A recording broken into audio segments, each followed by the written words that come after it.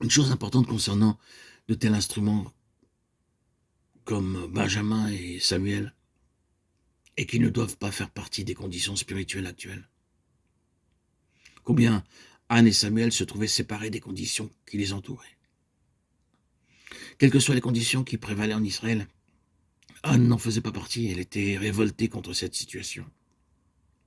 Concernant Samuel, il est parfaitement clair qu'il était séparé. Et la même chose est vraie de Benjamin. Il y avait quelque chose de différent.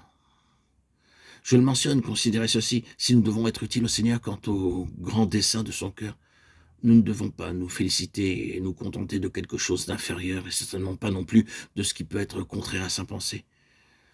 Il doit y avoir une différence en ce qui nous concerne.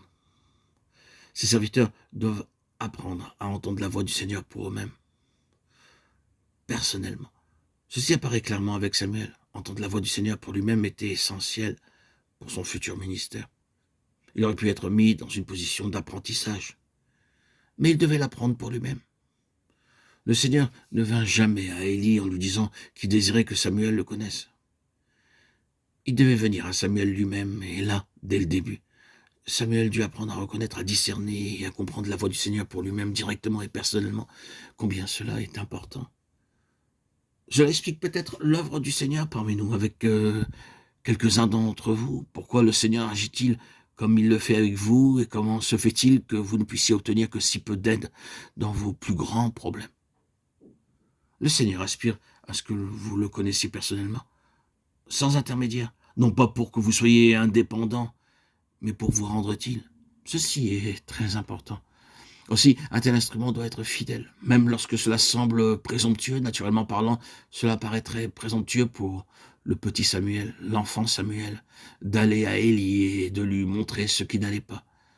Le Seigneur ne commanda pas à Samuel d'aller reprendre son ancien, mais lorsqu'Élie le pressa, disant « Quelle est la parole qu'il t'a dite?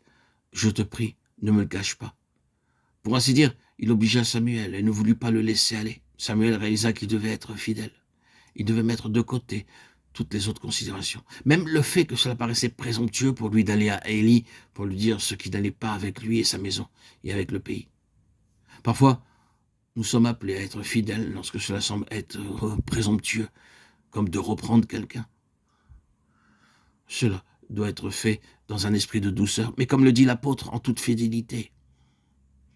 Un tel instrument doit être fidèle, et c'est là le point important, fidèle à ce que le Seigneur a dit et révélé. Et alors que nous avançons, les difficultés semblent augmenter, devenir plus douloureuses. Dans le cas de Samuel, il s'ensuivit qu'il devait faire ce que les étranges voix de Dieu demandent parfois, alors que son propre cœur s'opposait à cela.